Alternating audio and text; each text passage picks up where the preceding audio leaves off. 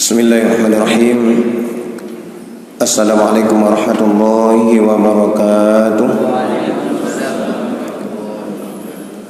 Alhamdulillah. Alhamdulillah nahmaduhu nasta'inuhu wa nastaghfiruh wa na'udzu billahi min syururi anfusina wa min sayyiati a'malina. May yahdihillahu fala mudilla lahu wa may yudlil fala hadiya lahu. Asyhadu an la ilaha illallah wahdahu la syarika lah wa asyhadu anna sayyidana Muhammadan abduhu wa rasuluhu la nabiyya ba'dah. Raditu billahi rabba wa bil islami dina wa bi Muhammadin nabiyya wa rasulah. Rabbi shrah li sadri wa yassir li amri wahlul 'uqdatam min lisani yafqahu qawli.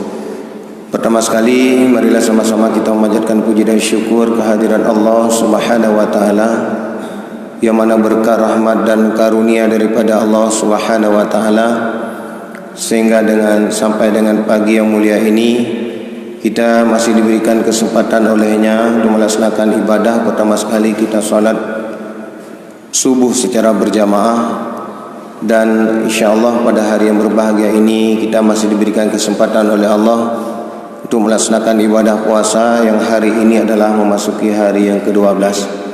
Mudah-mudahan ibadah puasa kita ini diterima di sisi Allah Subhanahu wa taala. Amin ya rabbal alamin. Berikutnya selawat dan salam mari sama-sama kita sanjung-sanjungkan kepada junjungan alam Nabi besar Muhammad sallallahu alaihi wasallam, dan juga kepada para al dan sahabat beliau sekalian. Hadirin kaum muslimin dan muslimat sekalian, salat subuh. Izinkanlah kami berdiri sejenak di hadapan Bapak Ibu sekalian. Mungkin pada pagi yang mulia ini sebagai penceramah pengganti untuk mengisi tausiah atau mauidhah singkat pada pagi yang mulia ini, dipercayakan untuk kami untuk mengisi beberapa menit ke depan. Baik Bapak Ibu yang berbahagia, sama-sama kita mengetahui bahwasanya pada hari yang mulia ini kita sudah memasuki hari yang ke-12 daripada bulan suci Ramadan tahun 1441 Hijriah. Mudah-mudahan selama ibadah puasa yang sudah kita laksanakan selama 11 hari sebelumnya, baikkah itu kita melaksanakan ibadah puasa di siang hari, selama kita menahan diri dari waktu imsak sampai waktu berbuka, kemudian dia malam hari kita mendirikan ibadah salat, baikkah itu salat mulai dari salat fardu maghrib, isya, dan tidak terlepas daripada salat sunat tarawih beserta witirnya, yang sama-sama kita tahu bahwa salat tarawih itu tidak ada dalam bulan-bulan yang lain kecuali hanya berada dalam bulan suci Ramadan.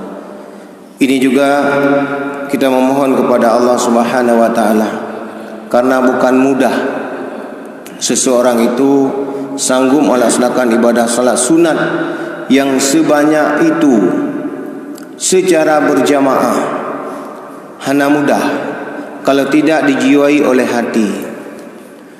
Hana mudah tidak ada urung melaksanakan ibadah salat sunat, terpanggil dia mau melaksanakan ibadah, apalagi secara berjamaah, apalagi secara berjamaah rame-rame, kemudian naimum yang lambat, cepat dan lain sebagainya, mau menunggu sedikit ceramah tausiah, mungkin dia kena jauh masjid tapi sulit. Kenapa juga kita mau?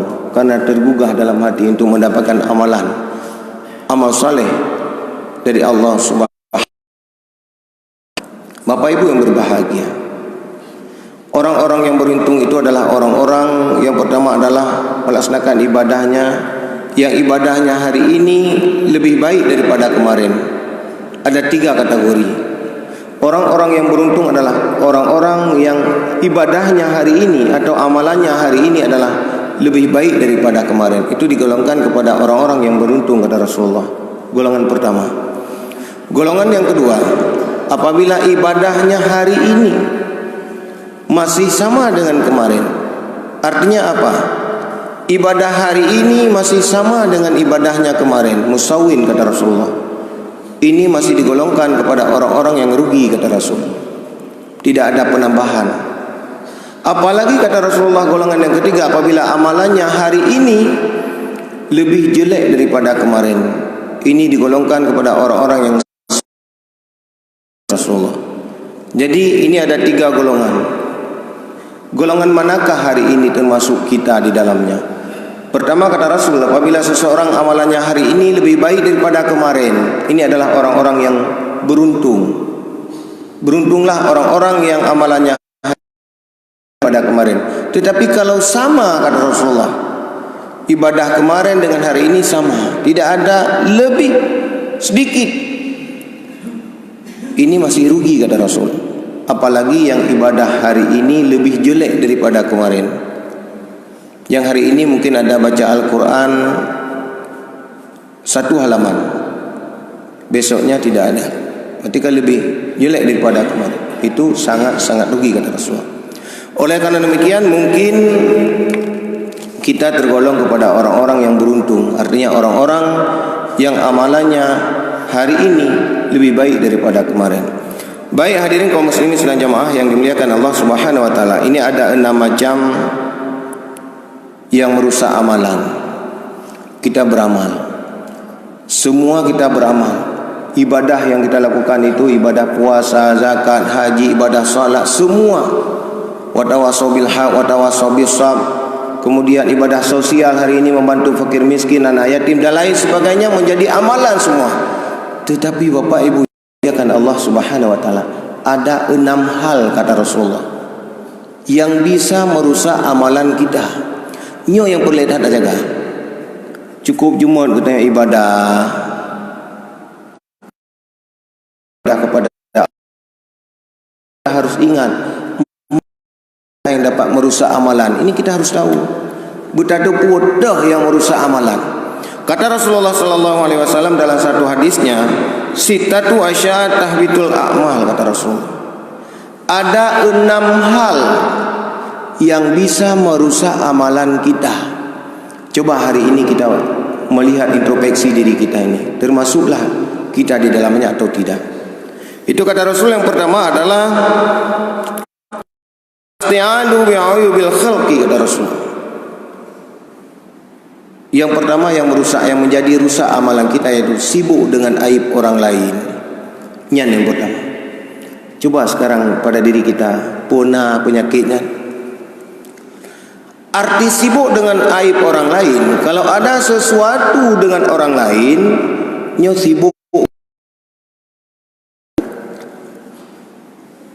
Po pihak hana masalah sapu be, tapi di getanyo sibuk hana mupu. Itu yang pertama. Kalau ada hal-hal yang demikian, ini kata Rasul adalah bisa merusak amalan kita. Itu yang pertama. Makanya kalau ada yang demikian, syaitan terus membisik, pegah gegok. Kalau syaitan itu langsung dia lanjutkan, itu syaitan. Tetapi kalau kita sadar itu adalah bagian yang tidak baik dan bisa merusak amalan kita, stop, selesai. Itu yang pertama kata Rasul. Kemudian yang kedua kata Rasulullah sallallahu alaihi wasallam, wa qiswatun qalbi, yaitu busuk hati, buruk hati. Ya, kan buruk hati dia tak hatinya dia satu benda tapi dia tak kabruk, nyan god buruk, bukan. Artinya di dalam hati kita ada saja persoalan. Itu kita tidak membahas itu. Kemudian yang ketiga kata Rasul, wa hubbud dunya, sangat cinta kepada dunia. Nah, ini yang ketiga. Kata Rasulullah sallallahu alaihi wasallam, itu bisa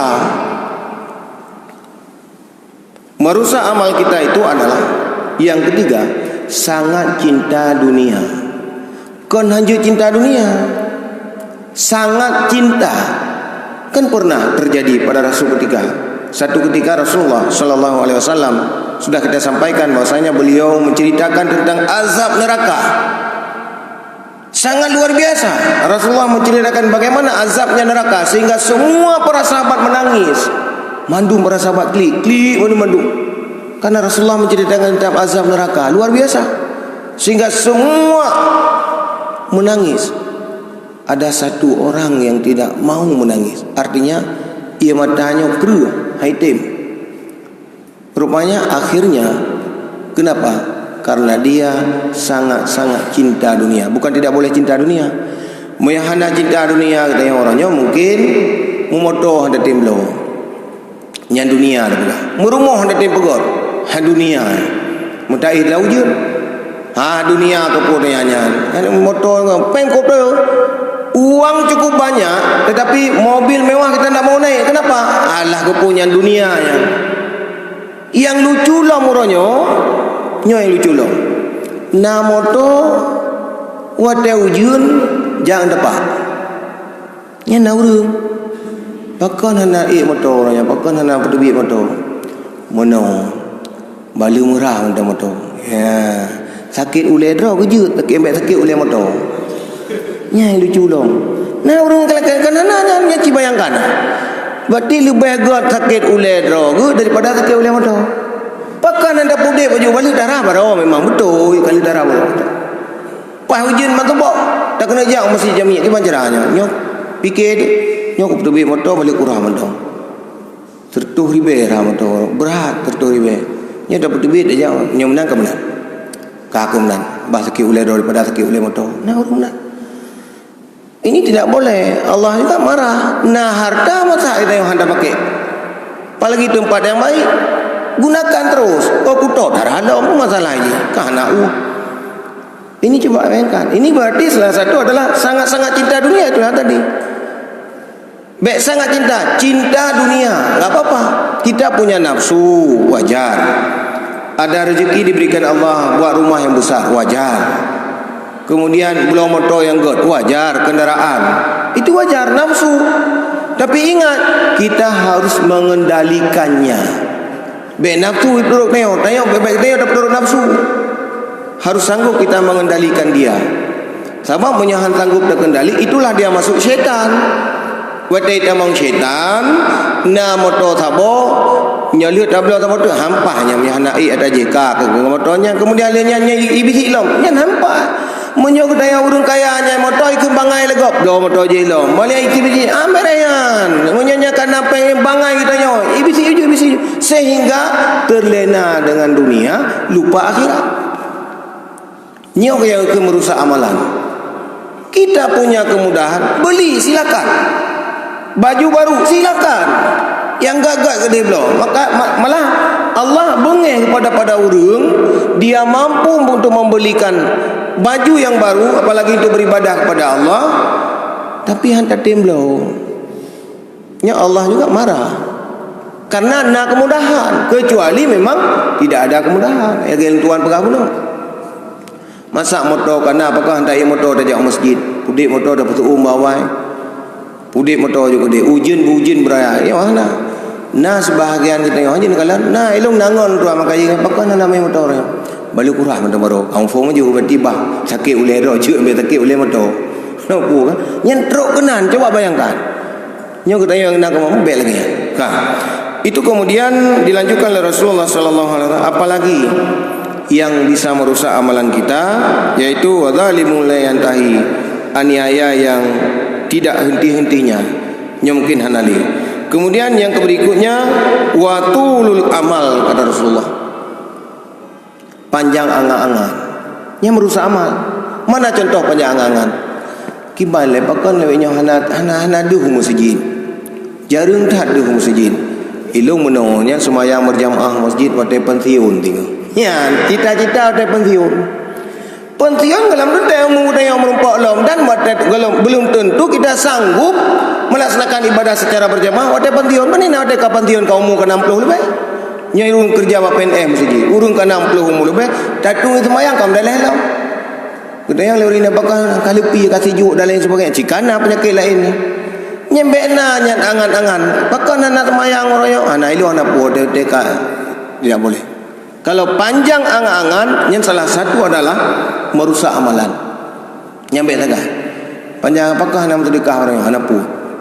Bah tengok pindah wadai lah. Tak pernah tengok. Yang kan panjang angan-angan. Tidak boleh.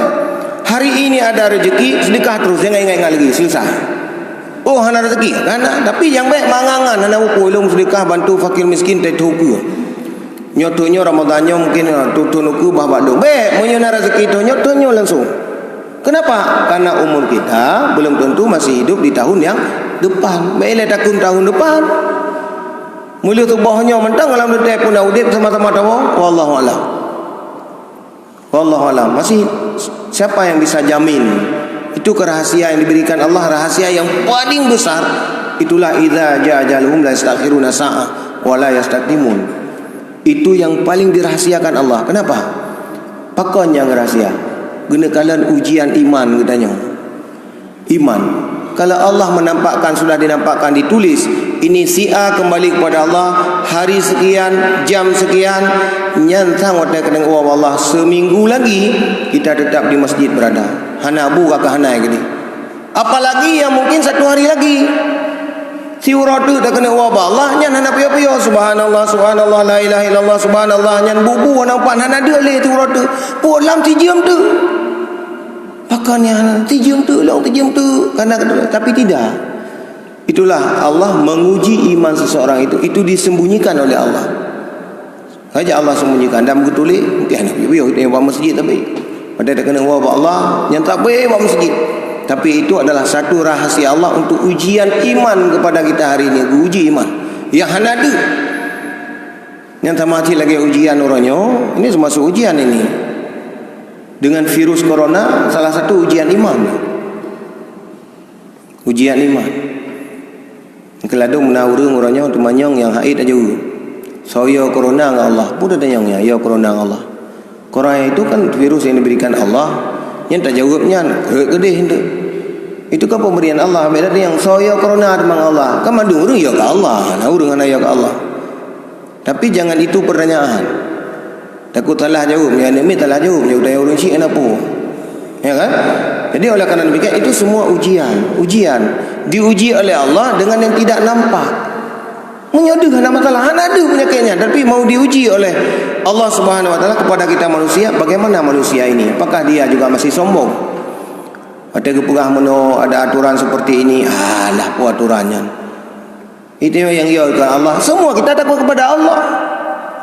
Lagi tusuk pegah menan menyada temannya menyang kemenan urang yang kaya hanaya. Cok tu sabar urang na tak puduk tidak urang dalam sabar rumah, boleh rimung orang. Data yang nya saya kerimung Allah. Saya ke. Gimana jauh?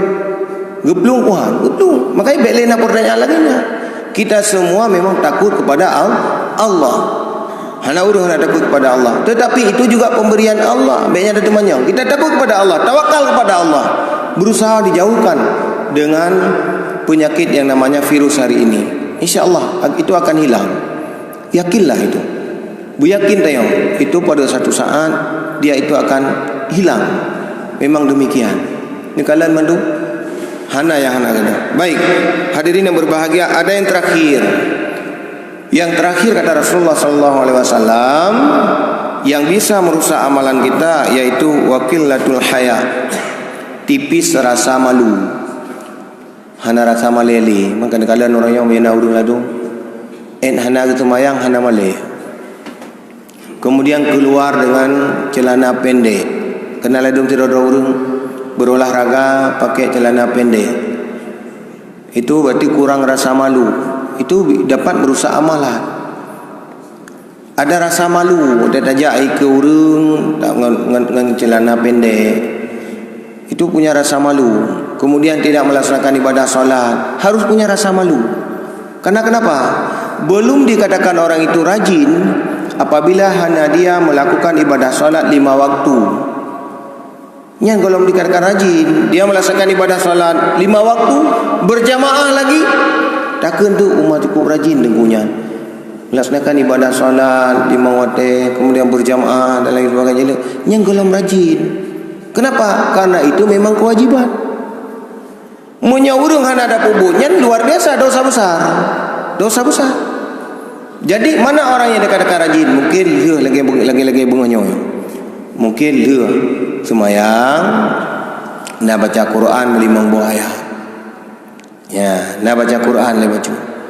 Minimal je walaupun hana tamat Quran, tak baca mentang surah-surah yang jud kita yang hafal. Itu yang lebih. Yang jud tak hafal qul huwallahu ahad, qul a'udzu birabbin nas, surah-surah yang bisa hafal. Kemudian Bapak Ibu yang berbahagia, Bapak Ibu yang berbahagia, walaupun kita yang jud tak hafal, lebih gak tamat Quran pakon. Karena mat Qurannya pi sabuh pahala je oleh Allah. Kenal ada orang hafiz, hana pupu ilung hafiz, nya lebih gak tamat Quran, tamat mentang. Karena pahala melihat Quran itu beda dengan pahala membaca Quran. Baca lain pahala, hafalan lain pahala, melihat Al-Quran juga itu pahalanya lain. Ini ke pegah gure. Di bagi pegah gure lagi nya, lu tuan pegahnya mana gure. Jadi tanging Quran makaji apa beda? Kena hotel pengajian teu ba'da zuhur. Yang gure tak HP ina pina Quran, bah HP-nya na Quran. Ngan tak Quran asli nya bagi ban gure. Beda. Beda. Dalam HP-nya kah jitanya beda. Boleh membaca Al-Quran karena dalam HP-nya nyen jita pertama lawan sih enggak masalah. Karena dia tapi kalau Al-Quran asli tidak boleh. Yang kejip menyonawate lebih got cok Quran asli pulang lagi ba masjid kita yang daripada nemat HP pinai lah pulang leploh ju lah HP lu. Leploh ju lah HP lu. Lebih got mak Quran. Kenapa kon tamat Quran beda pahala. Tanging mentang kita melihat saja itu pahalanya lain. Nyo hadirin kaum muslimin yang dimuliakan Allah Subhanahu wa taala, mungkin demikianlah tausiah singkat kita pada pagi yang mulia ini. Mudah-mudahan sebagai penceramah pengganti apa yang saya sampaikan pada pagi yang mulia ini mendapat manfaat terutama sekali bagi kami sendiri yang menyampaikan dan juga kepada para jemaah sekalian. Amin. Amin ya rabbal alamin. Billahi taufik wal hidayah. Assalamualaikum warahmatullahi